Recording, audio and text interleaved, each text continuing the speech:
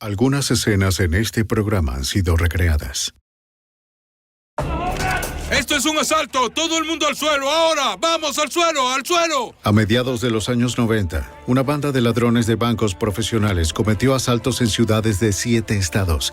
Sus disfraces y rapidez protegían su identidad de cámaras y de la policía. Robaron cientos de miles de dólares, dejando siempre una bomba para aterrorizar a sus víctimas. Sin pistas y con poca evidencia, el FBI tenía que encontrar a esos ladrones antes de que alguien resultara muerto.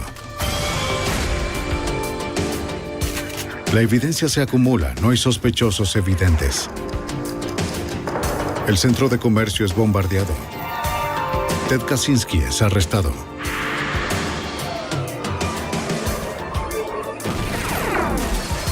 Fugitivo a un prófugo. Los archivos del FBI. En el medio oeste de los Estados Unidos, una banda armada asaltaba bancos, casi uno por mes. Atacaban con mucha precisión y fuerza letal. Entraban y salían en 5 minutos. Soy Jim Cass, exdirector del FBI en Nueva York.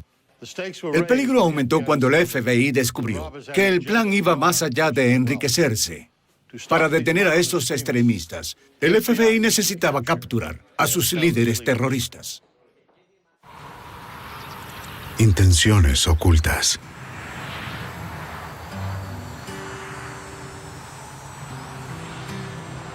En 1994, los ciudadanos de Ames, Iowa, disfrutaban de la vida pacífica que ofrecía la pequeña ciudad universitaria.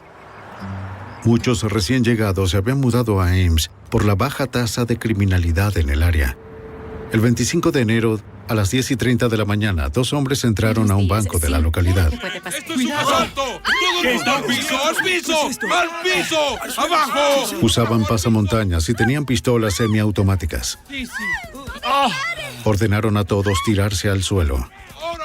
La cajera pudo activar la alarma silenciosa sin ser vista. La oficina del FBI cerca de Des Moines fue alertada del asalto en progreso. La agencia tenía jurisdicción de investigación primaria en delitos relacionados con dinero asegurado a nivel federal. Los agentes respondieron de inmediato, pero estaban a casi 50 kilómetros de distancia del banco. ¡Abajo! ¡Abajo! ¡Vamos! ¡Miren al piso, no a mí! Con rapidez, los ladrones vaciaron las gavetas con dinero. ¡No me miren! ¡La cara al piso! Uno de ellos saca lo que parece ser una bomba. ¡Voy a detonarla! ¡Ahora que nadie se Advirtió mueva! que nadie debería moverse por 5 minutos o la haría estallar.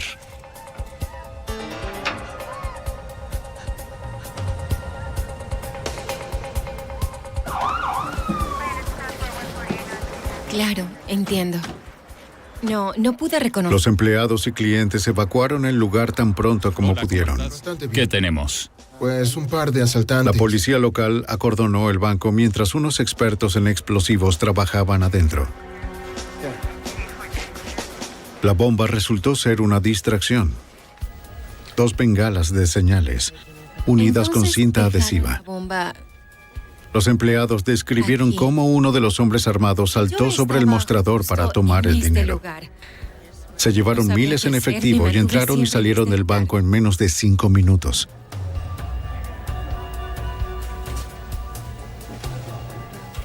Los agentes interrogaron a los testigos. ¿Y bien quisieran agregar algo más? Dijeron que los hombres armados a veces usaban el español para comunicarse entre ellos. Sí. La cámara de seguridad proporcionó fotografías del robo. Los pasamontañas ocultaron muy bien los rostros de los asaltantes, pero los investigadores tenían imágenes de sus ropas y sus armas semiautomáticas de 9 milímetros.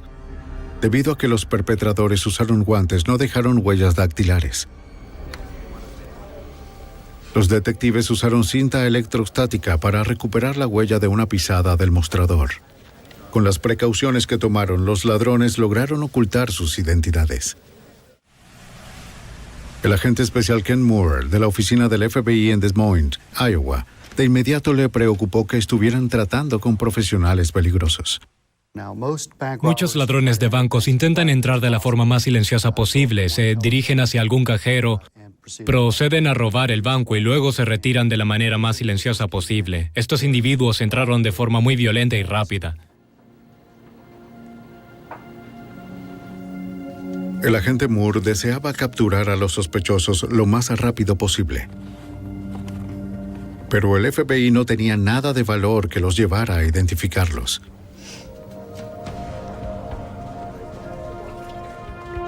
Varias semanas después, un comunicado llegó desde la oficina de Des Moines. Alertaba al FBI de la localidad sobre el robo de un banco el 15 de febrero en Davenport, Iowa.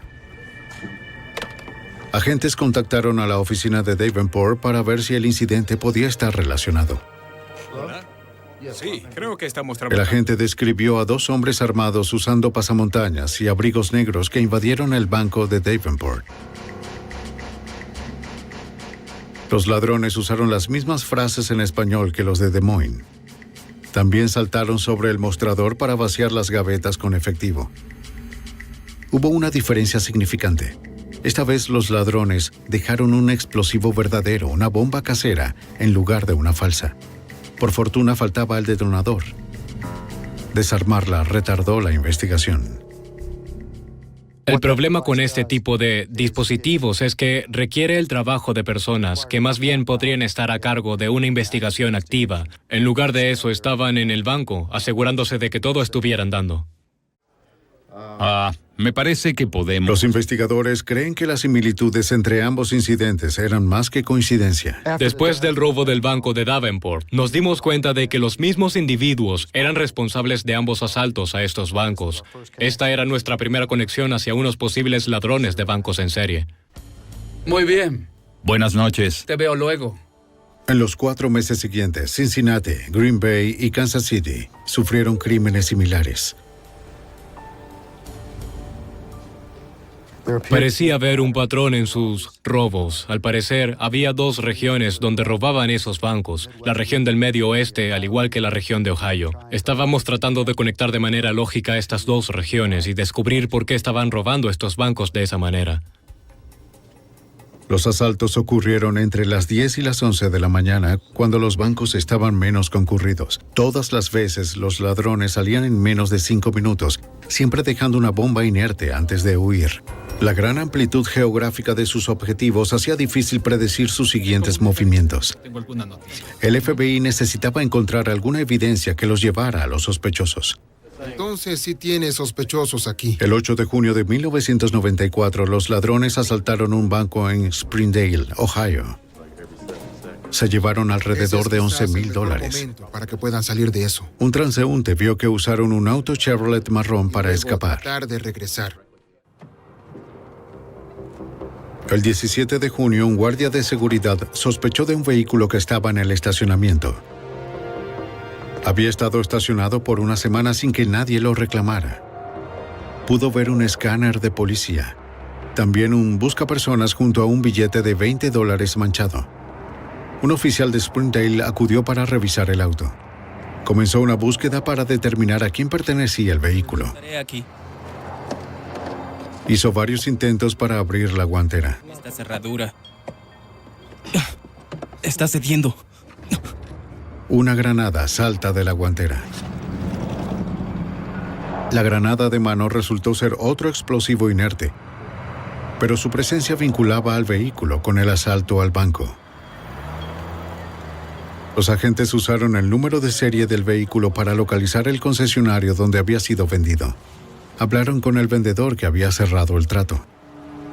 La venta se había realizado hacía menos de 2 semanas, pero no pudo dar una descripción del comprador. Lo de la venta 9, es 7. Esas pistas dejaron a los investigadores sintiendo más presión. Comenzamos a sentirnos frustrados, porque la espiral de violencia parecía haber incrementado. Eran más osados, blandían armas de fuego, asustando a los empleados del banco, asustaban a los clientes, dejando trampas explosivas, Así que estábamos muy frustrados y preocupados. El 27 de diciembre, los asaltantes culminaron 1994 con su 12º robo en 12 meses. Asaltaron un banco a las afueras de St. Louis. Esta vez fueron 4 hombres armados.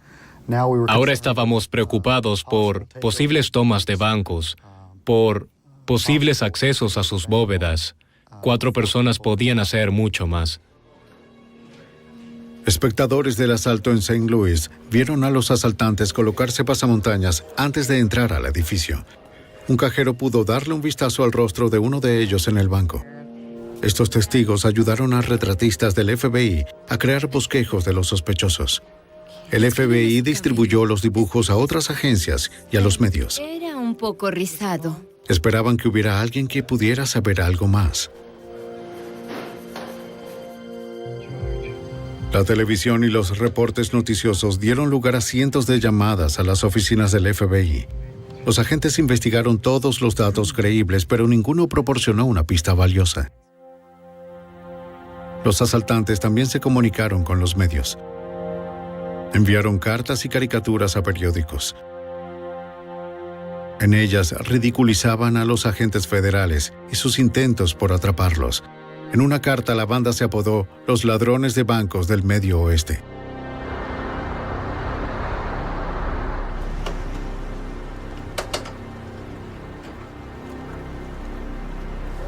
Los delincuentes envían otro mensaje a las autoridades en uno de sus autos de escape. Un investigador revisó un vehículo usado para uno de los robos cerca de St. Louis. En el asiento delantero, la banda había dejado un recorte de periódico sobre Timothy McVeigh, el terrorista de Oklahoma City. Le mostraremos algunas diapositivas. En menos de 2 años, estos ladrones habían asaltado al menos 15 bancos del Medio Oeste estadounidense. Al final de agosto de 1995, agentes de 7 estados y de la sede del FBI se reunieron en Louisville, Kentucky. ¿Podemos obtener alguna pista o algo sobre su modus operandi? Todas las oficinas ahora estaban trabajando juntas para identificar y atrapar a los sospechosos. Toda la información y pistas iban a canalizarse a través de una sola oficina para luego distribuirse a las demás. Sí, trabajaremos en eso. Intenten encontrar un número de serie o algo más. El agente especial Moore de Des Moines fungía como el líder. En la reunión también se acordó que todos los agentes del caso volvieran a sus oficinas y revisaran todos los archivos para determinar si habían omitido algo o alguna pista valiosa que pudiera ayudarnos a identificar a los sospechosos. El agente especial supervisor David Welker encontró un dato telefónico que llegó a su oficina de Cincinnati después de un robo en junio de 1994. El informante había nombrado a 2 hombres como los líderes de la banda, Peter Langan y Richard Guthrie. En aquel momento determinamos que tenían antecedentes criminales y al seguir nuestras pistas descubrimos que habían sido arrestados en Georgia por el robo de un restaurante. Y luego también descubrimos que el servicio secreto había investigado a Langan por unas amenazas que hizo al presidente. En el arresto, la policía encontró pistolas semiautomáticas y granadas, armas similares a las usadas por los ladrones de bancos. Los sospechosos cumplieron una corta sentencia antes de ser liberados. El agente Walker pudo encontrar sus fotografías de prontuario. Comparó las fotos con los bocetos hechos después de los robos de St. Louis. Y eran tan parecidos que fue fantástico. Parecía que el retratista había utilizado estas fotografías para dibujar los bocetos. Así de parecidos eran. Los agentes ahora tenían nombres para los hombres armados. ¡Es un asalto! Mientras los perseguían, el FBI estaba a punto de descubrir una trama mucho más mortífera que el robo de bancos. ¡Que nadie se mueva! En 1995, el FBI estaba a la caza de los ladrones de bancos del Medio Oeste estadounidense. El día previo a Acción de Gracias, los 4 hombres armados asaltaron otro banco en St. Louis, su robo número 21. Sus disfraces incluían gorras del ATF, las mismas usadas por los agentes federales de la Oficina de Alcohol, Tabaco y Armas de Fuego. ¡Quédate abajo! Han sido tan buenos que dejaré este regalo aquí. También dejaron su bomba casera característica. Dejaré la bomba. Que nadie se mueva por 5 minutos. Ninguno de los dispositivos explosivos había detonado. O eran inertes, o no tenían detonadores. Para entonces, los agentes ya sabían cómo desactivar las bombas. No iban a permitir que la treta retrasara aún más la investigación. El agente especial supervisor David Welker, de la oficina de Cincinnati, tenía los nombres de 2 de los ladrones. Pero Peter Langan y Richard Guthrie permanecían en la clandestinidad, saliendo solo para asaltar otro banco. Sin dudas, habíamos identificado a las personas correctas. Intentábamos recabar tanta información sobre estas personas y sus contactos como fuera posible. Pero la mejor parte era que sí teníamos pistas para seguir. En los meses que transcurrieron, el informante que había dado los nombres se había mudado a Ohio. En el primer grupo de robos eran latas de gas El lacrimógeno. agente especial Ed Woods, de la oficina del FBI en Cincinnati, localizó al informante en Georgia, donde vivía con su nueva esposa e hijo. Este hombre había sido socio de Langan y Guthrie en el pasado. Se había alejado de ese estilo de vida y había empezado una vida nueva. Y creo que estaba listo para dejar todo eso atrás. Entonces, cuando lo entrevisté, cooperó por completo. Necesito hacerte unas preguntas. El informante había conocido a Langan en 1991 en un mitin de la supremacía blanca. La Biblia dice, no codiciarás la mujer de tu prójimo. Y sí. Sí, así es. Compartían creencias similares sobre la raza y el gobierno. Sacrificios. Sí, así es. Sí. No lo necesito, no lo necesito. Un año después, Langan proclamó su intención de crear el Ejército Republicano Ario. Iba a iniciar una revolución contra Washington y agencias federales como el FBI y la ATF. ¿Lo ves? Es el dinero de tus impuestos que... Langan se había inspirado en el Orden, un grupo terrorista establecido. Digo, se aprovechan de ti, ¿entiendes? La Orden había financiado sus propósitos racistas mediante el robo de $4 millones a bancos y vehículos blindados. Esa noche, Langan le presentó a Guthrie como su compatriota. Explicarte todo sobre... Sí, por supuesto. Entonces podemos... 2 meses antes del primer robo, le pidieron al informante convertirse en miembro del ejército ario. ¿Cuánto? Bien, tengo algunas cosas aquí, cosas que... Él rechazó unirse al grupo nuevo, Usar eso, sí. Está bien. pero accedió a colaborar. Lo que obtuvimos de este testigo cooperador fue el alcance de sus actividades, una planificación detallada de sus robos a los bancos, el hecho de enterarnos por primera vez de que sus actividades no eran solo robar bancos y asuntos criminales, sino que tenían que ver con la supremacía blanca. El informante ayudó a Langan a inspeccionar el banco de Springdale, Ohio.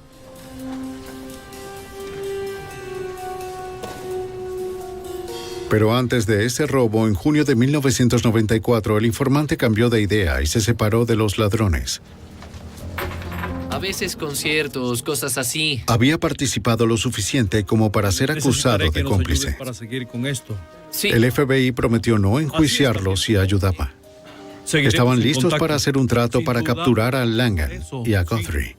Una vez que determinamos que se habían apartado de otras organizaciones de supremacía blanca para formar una propia, llevó a la investigación a un nivel superior. El agente Welker sospecha que solo era cuestión de tiempo antes de que los ladrones de bancos del Medio Oeste llevaran su prejuicio racial a la violencia. La banda volvió a Cincinnati y asaltó otro banco en diciembre de 1995. Durante su huida, uno de los ladrones tropezó con una adolescente. El hombre armado le exigió su cartera, pero ella se rehusó a obedecer. El sonido cercano de las sirenas evitó que la joven resultara herida de gravedad. Confiando en que los ladrones seguían en el área, el agente Welker trasladó al informante a Cincinnati. Conoces a los sujetos que están involucrados. Al llegar, el informante accedió a reingresar al movimiento de supremacía blanca. Tenga tu buscapersonas, de forma Los que agentes se pueda le instruyeron llamar al FBI cuando tuviera contacto con los sospechosos. Y dinos cualquier cosa. Pero los investigadores se sintieron frustrados cuando transcurrió más de una semana sin resultados. Como él ya tenía aquí una semana y media y no había aportado ninguna información, no había organizado ninguna reunión y en realidad no había hecho nada. Yo estaba muy escéptico sobre lo que este testigo colaborador podía hacer por nosotros. Y estaba preparado para enviarlo a casa debido a, digamos, mi desconfianza para ese momento. A las 2:30 de la madrugada del 17 de enero de 1996, el informante contacta al FBI. La llamada despertó a los investigadores para llevarlos a una reunión secreta. El informante aseguró que había encontrado a Guthrie. Hola, Ross, ¿qué tal? Estaba terminando de cenar con un amigo cuando Guthrie de pronto apareció. Todo bien, amigo. Sin novedad. El informante improvisó una razón por la que estaba en Cincinnati y entabló una conversación con el sospechoso. Hablemos afuera. Claro, vamos. Oye, Guthrie lo invitó a continuar la conversación en privado en su camioneta. Sí, bien, tranquilo. Disfruta tu chile. Seguro.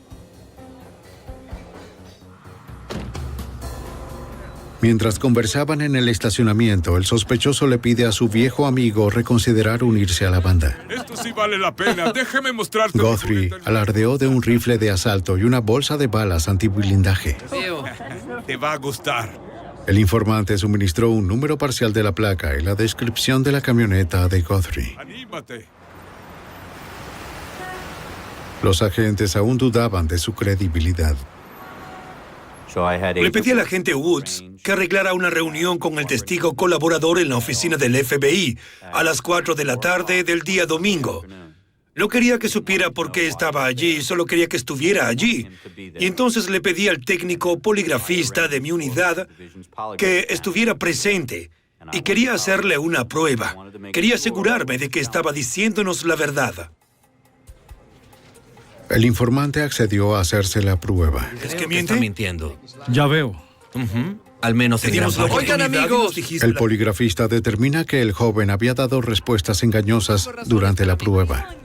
Bien, ese papel de ahí lo demuestra. El polígrafo no miente. Insistió en que decía la verdad. ¿De qué va a servir eso? Vamos a darte una oportunidad, una sola llamada. ¿Puedo probarlo? Una Haz que llamada, resulte sí, bien. vamos.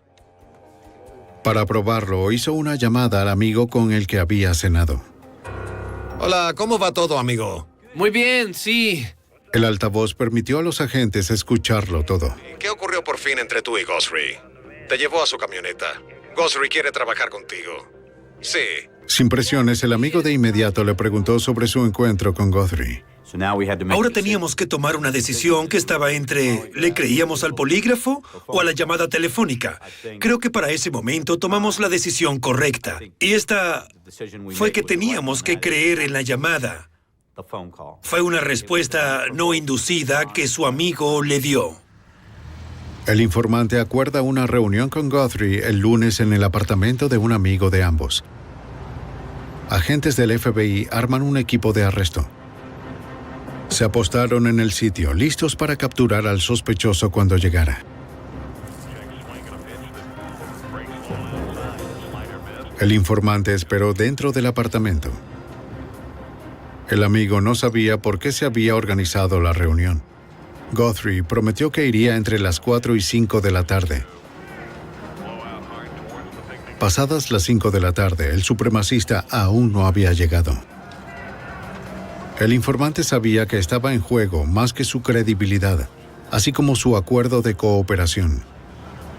Si el FBI creía que los había engañado, lo entregarían para enjuiciarlo por el robo de bancos.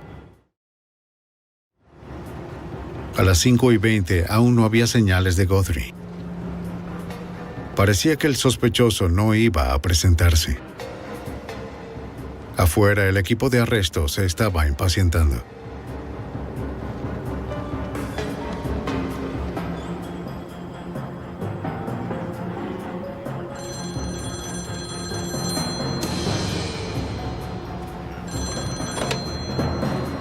Hola, ¿qué tal? Sí, él está aquí.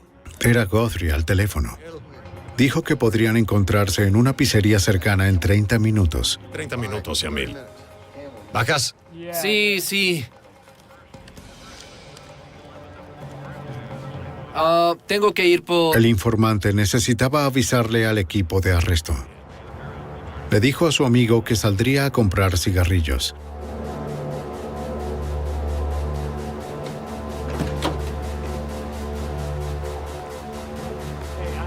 Oigan, disculpen la demora, sin embargo, todo está bien. ¿A qué se El informante les comenta a los agentes sobre la llamada. Todo cambió tan solo un poco. Vamos a encontrarnos un poco más arriba de la calle, pero todo marcha bien. ¿De acuerdo? Espero que sea así. De otra forma irá a prisión. Muy bien, chicos. Alertan al equipo SWAT de la nueva ubicación. Varios autos se dirigieron a la pizzería. Los agentes se preguntan si ese es el lugar o solo otra distracción. En el camino, el tráfico hizo que el equipo de arresto se separara. Un agente que pasaba por el estacionamiento de una tienda pudo divisar a Guthrie allí. Dio la vuelta y avisó por radio a los otros que había avistado al sospechoso. Guthrie se subió a su camioneta y empezó a conducir.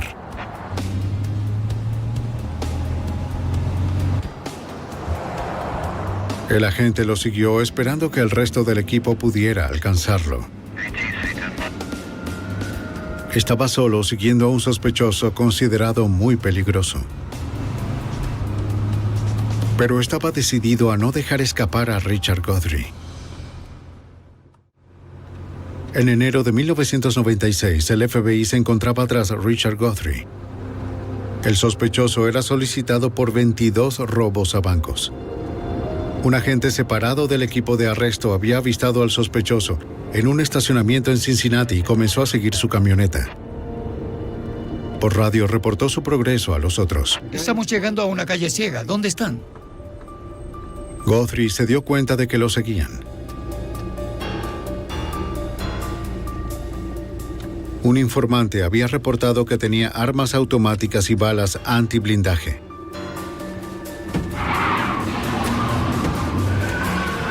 El sospechoso intentó escapar del agente.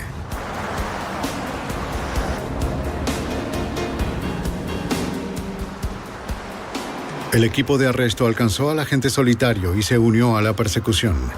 Guthrie no pudo zafarse de ellos. Conducirlo a la calle ciega. Sin querer, dobló hacia una calle ciega. Atrapado, se bajó de la camioneta. El agente Ed Woods corrió tras él. Alcanzó al hombre armado. ¡Al piso, al piso!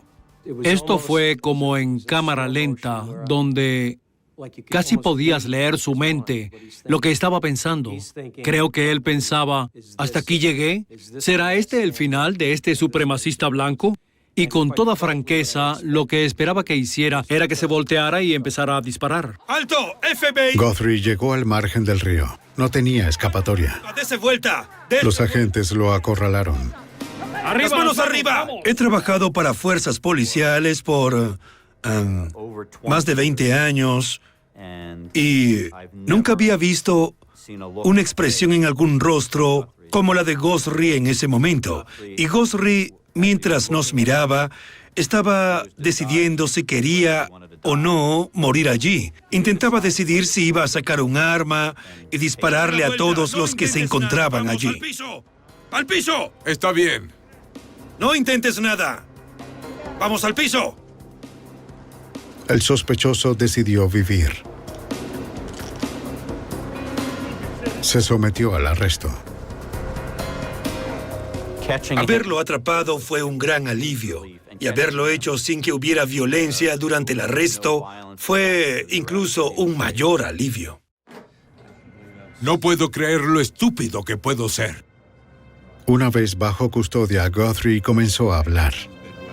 Les informó a los investigadores cómo se mantenía en contacto con el otro sospechoso principal, Peter Langan. ¿Cuáles son sus nombres? ¿Qué son estos números? Los amigos utilizaban mensajes de voz codificados para contactarse entre sí. Entregó su buscapersonas y el número de identificación. Este que se ve aquí. Les aseguró que su próxima reunión con Langan sería en Indianápolis. ¿Nota de eso? El abogado de Guthrie llegó a un acuerdo con el FBI. Podrían trabajar con el sospechoso como carnada y esto podría ser tomado en cuenta para el momento de la sentencia. Según el acuerdo, a los agentes que lo acompañarían no se les permitiría interrogar a Guthrie sobre sus crímenes. El agente Walker buscó otra manera de sacar la información al líder de la banda. Asigné a 2 agentes para custodiarlo. Uno era un expiloto de jets Harrier en la Marina y el otro era nuestro principal instructor de armas de fuego. Y por supuesto, después de 2 días se discutieron muchas cosas. Sabía muy bien que Guthrie tenía interés en la aviación y era un gran entusiasta de las armas. Y fue justo allí donde nos conocimos. No hay nada extraño. Durante el trayecto, los agentes entablaron largas conversaciones con Guthrie sobre intereses comunes. Fue increíble. La estrategia de la camaradería funcionó. ¿Puedes creerlo? El asaltante se entusiasmó con los agentes que lo acompañaban y empezó a divulgar información sobre los robos. Guthrie reconoció que le había mentido a los investigadores. En realidad, se suponía que el encuentro iba a realizarse en Columbus, Ohio, no en Indianápolis, a donde había sido trasladado por los investigadores. Les dio la dirección de un refugio. 2709. Les dijo que Langan estaba muy bien armado, que no se entregaría sin un enfrentamiento. A la mañana siguiente se conformó un equipo de arresto en Columbus. La camioneta de Langan está estacionada cerca del apartamento dúplex descrito por Guthrie. El plan era esperar que el sospechoso saliera de su casa y se subiera a la camioneta. Una vez en movimiento, los vehículos del FBI lo bloquearían. Así lo retendrían y evitarían una persecución vehicular. Todas las vías de escape estaban bloqueadas. Muy bien, espera instrucciones.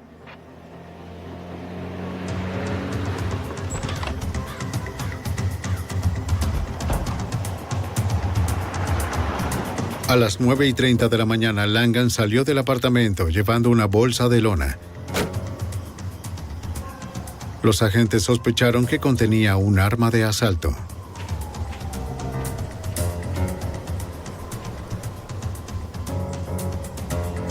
Se subió a la camioneta, pero no encendió el motor.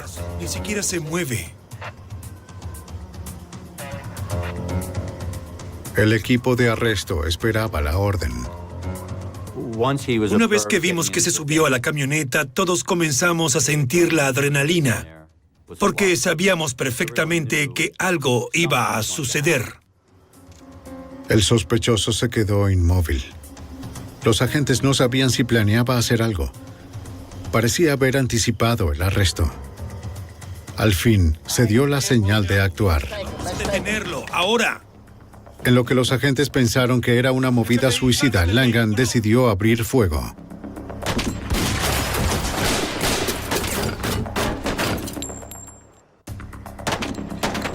El 18 de enero de 1996, el supuesto líder de 22 robos a bancos decidió enfrentarse al equipo SWAT del FBI.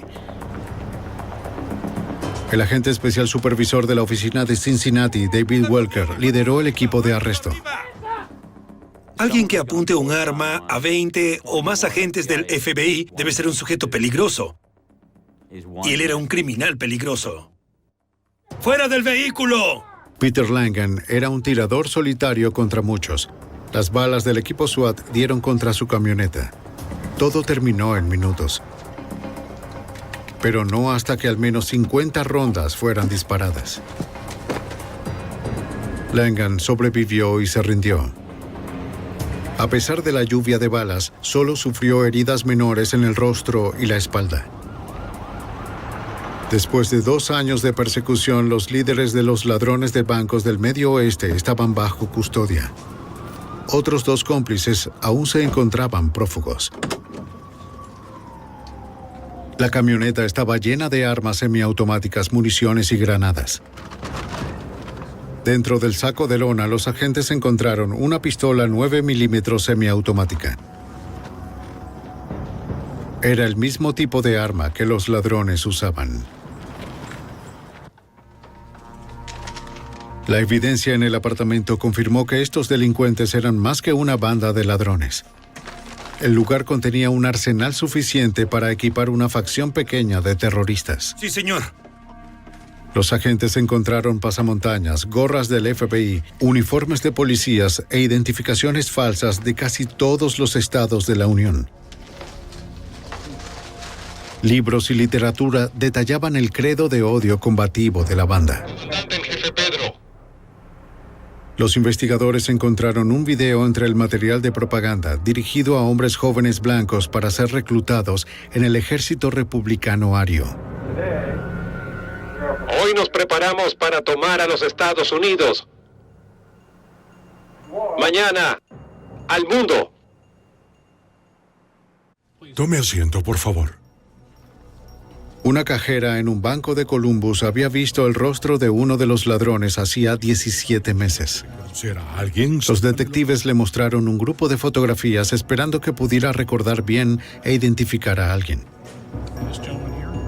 Aun cuando habían pasado meses, pudo identificar a Langan del grupo de fotos de hombres parecidos. Entraron al banco y lo robaron. Mientras que Langan se negó a cooperar, Guthrie accedió a contar todo lo que sabía. Los agentes lo interrogaron 10 horas al día por 10 días consecutivos. ¿Cómplices tenían? Pudo recordar todos los lugares, horas y fechas. Se usaron 99 páginas para detallar los 22 robos. Michael John, ¿bien? Pero cuando le preguntaron por los cómplices prófugos, Guthrie solo conocía sus nombres de pila. La banda se había formado como una célula terrorista clandestina. La información personal de los demás se mantuvo al mínimo para evitar su captura. Guthrie solo pudo decir que el hombre que conocía como Scott tenía que ver con la música, y el que conocía como Kevin era sobrino de un oficial de policía. Ambos vivían en el área de Filadelfia. La escasa información fue enviada a Pensilvania. El agente especial Joe Hendrickson, de la oficina del FBI en Filadelfia, al principio se sintió abrumado por la solicitud. No esperábamos encontrar a estas personas con esa información. Me senté y bebí un café. Y me dije, bien, contactaré al Departamento de Policía de Filadelfia. Y pueda que exista la posibilidad de que quizás sus expedientes personales mencionen a algún sobrino. Pero yo dudaba de que ese tipo de datos existiera, porque sabía que en mi propio registro no mencioné a sobrinos o sobrinas como información personal.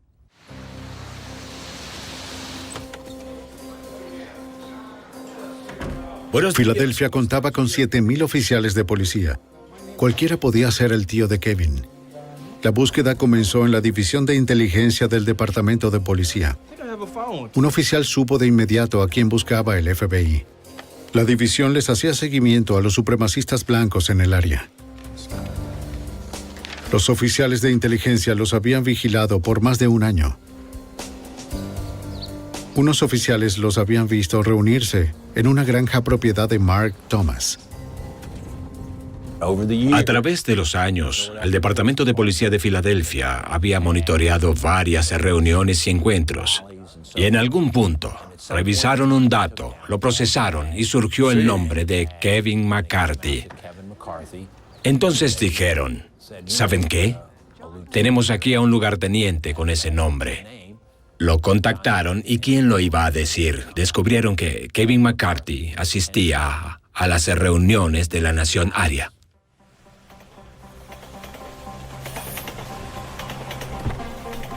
Hendrickson asigna un escuadrón para vigilar a Kevin McCarthy. Observaron que con frecuencia visitaba un estudio de grabación en Filadelfia. Los agentes tomaron nota de las placas de los vehículos fuera del negocio y las cotejaron según las personas entraban y salían. Uno de los vehículos pertenecía a un hombre llamado Scott Stedford. Manejaba el estudio y también tocaba la batería de la banda de McCarthy. Con una foto instantánea, Guthrie confirmó que ese era el Scott con quien había trabajado. Sí. Con esa misma foto, un testigo también reconoció a Stedeford como el que conducía en la huida del robo de Des Moines.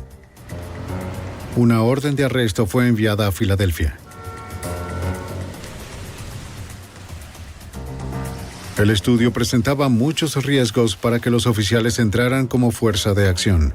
Los agentes no podían saber quién estaría dentro y qué armas podrían estar ocultas. No querían otra balacera. Estamos escribiendo para mi madre. Y de hecho, esta es la letra que se me... Dos agentes encubiertos aparentaban ser padre e hija. Papá, ¿te gustaría La agente le preguntó a Stedeford sobre las tarifas del estudio.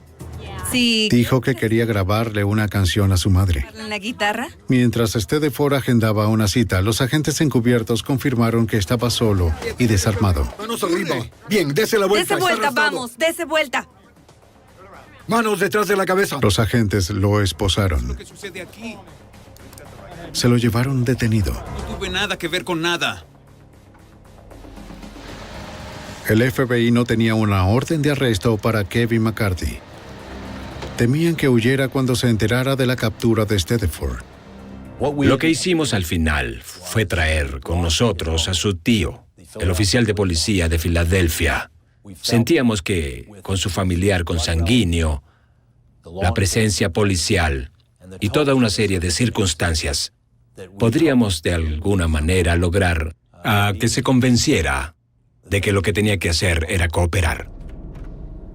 El tío entró a la habitación del sótano. Desarmó a su sobrino mientras dormía. El agente despertó al joven. Kevin, soy el agente especial Hendrickson. El FBI, hijo. Vinimos... Comenzó por explicarle a McCarthy que lo mejor para él era que cooperara con el Vístete FBI. rápido. Sí, él dijo eso. Sabemos qué fue lo que ocurrió hoy. Sabemos Solo lo que sospechas era lo que relacionaba al joven a los crímenes. Fáciles para ti, ¿entiendes? El agente necesitaba una confesión. ¿Alguna información que Le mostró a quieras McCarthy darnos? la confesión de 99 páginas de Guthrie. Cuando vio este informe, que describía cada uno de los robos, lo que hicieron, a dónde fueron, se dio cuenta de que teníamos toda la información. De lo que no se dio cuenta fue de que no teníamos evidencias. El joven estaba abrumado. Voluntariamente entregó el arma y la ropa que usó en los robos. Cuando empezó a confesar, su tío lo detuvo y le aconsejó que buscara un abogado. Nada más. Está bien. Te buscaremos un abogado. Con todos los sospechosos bajo custodia, los agentes consideraron que la investigación era sólida. El 3 de julio de 1996, Richard Guthrie se declaró culpable de 19 robos a bancos. Accedió a testificar en contra de sus cómplices. Con su ayuda, los fiscales consideraron que ya su caso era sólido.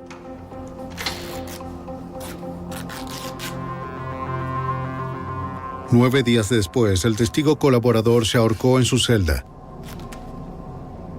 Su suicidio echó por tierra el caso del Estado. Eso le generó a la fiscalía un problema grave porque como Guthrie ya no podía ser interrogado de nuevo, lo que había confesado no podía usarse de forma directa contra Langan. Muy bien, esto es... Si deseaban condenar a los demás ladrones de bancos, el FBI tenía que encontrar a alguien que corroborara la confesión de Guthrie. ¡Al suelo! En 1996, el caso legal contra los ladrones de bancos del Medio Oeste estaba a punto de colapsar. El principal testigo colaborador se había suicidado. Sin su testimonio, la evidencia contra sus acusados era escasa. El agente especial Joe Hendrickson encabezaba la investigación en Filadelfia. Estos asaltantes de bancos eran muy buenos. Y no dejaron ningún tipo de evidencias en ningún robo. Estaban cubiertos con máscaras y usaron guantes. Sus armas no podían rastrearse. Hendrickson ayudó a convencer a Kevin McCarthy a declararse culpable y convertirse en un testigo del Estado. Pero los fiscales necesitaban más de un convicto colaborador para condenar a los demás. Los investigadores se enfocaron en el hombre que había llevado a los sospechosos al ejército republicano ario. Sí, la Biblia dice Mark Thomas había convertido en criminales a Scott Stedford y a Kevin McCarthy. maíz.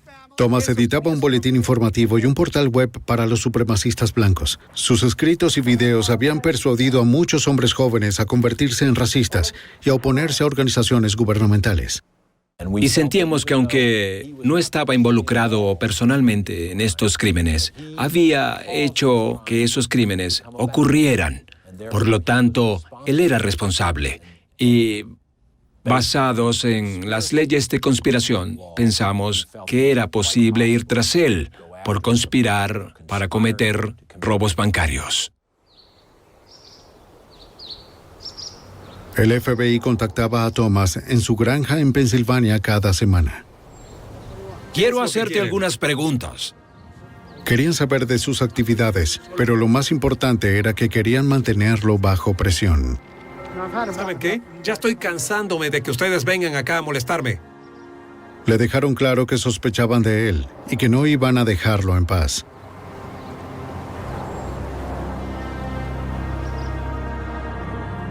Gracias. Kevin McCarthy les dijo a los investigadores que él y Scott Stedford se habían quedado en la casa de Thomas. Enseñarles algunas cosas nuevas que van a... Actuaba como una figura paterna para ellos y les advertía sobre la inminente guerra racial. Se llevó a los jóvenes a vivir a Lohim City, unas instalaciones de separatistas blancos en Oklahoma. En el verano de 1994, Thomas los invitó a unirse al ejército republicano ario. A mediados de octubre, Scott Stedford accedió a hacerlo. 2 semanas después, participó en su primer robo a un banco. El 13 de noviembre, Thomas condujo a Kevin McCarthy a Arkansas para que conociera a Langan y a Guthrie. El adolescente los escuchó regodearse de haber robado con éxito algunos bancos de todo el Medio Oeste. ¿Qué? O algo así. De verdad, es muy divertido. El joven de 17 años se enroló. Encontraremos una mejor manera de hacer esto, ¿entiendes? Los agentes supieron por McCarthy que Thomas tomó $100 del dinero robado para empezar el fondo de financiamiento ario. Escúchame, Tom. Después de meses de contacto, los agentes descubrieron que Thomas mentía sobre sus actividades. Y no los quiero aquí, ustedes lo saben. Llevaron lo que tenían a los fiscales de la corte. La oficina de la Fiscalía de los Estados Unidos decidió que, basados en el testimonio del testigo colaborador, lo arrestaríamos aunque el caso era muy débil. Era una decisión riesgosa en palabras de la Fiscalía, pero íbamos a emitir una orden para arrestarlo. Thomas escuchó que el FBI iba a detenerlo bajo el cargo de conspiración. Accedió a rendirse después de llamar a los medios para que fueran testigos del evento. ¿Tuvo algo que ver? Le dijo a la prensa que su presencia evitó su asesinato. No, déjeme en paz. Thomas se declaró inocente en su audiencia de lectura de cargos el 4 de febrero de 1997. Pidió reunirse con el FBI al día siguiente. Fue allí donde Mark Thomas cedió. Firmó un acuerdo de cooperación de 7 páginas que corroboraba la confesión de Kevin McCarthy. Ahora el caso del Estado era sólido. Esta fue la mayor sorpresa para todos los involucrados en el caso. La idea de que el líder del movimiento, después de un día en prisión, decidiera cooperar sin problemas, era difícil de entender.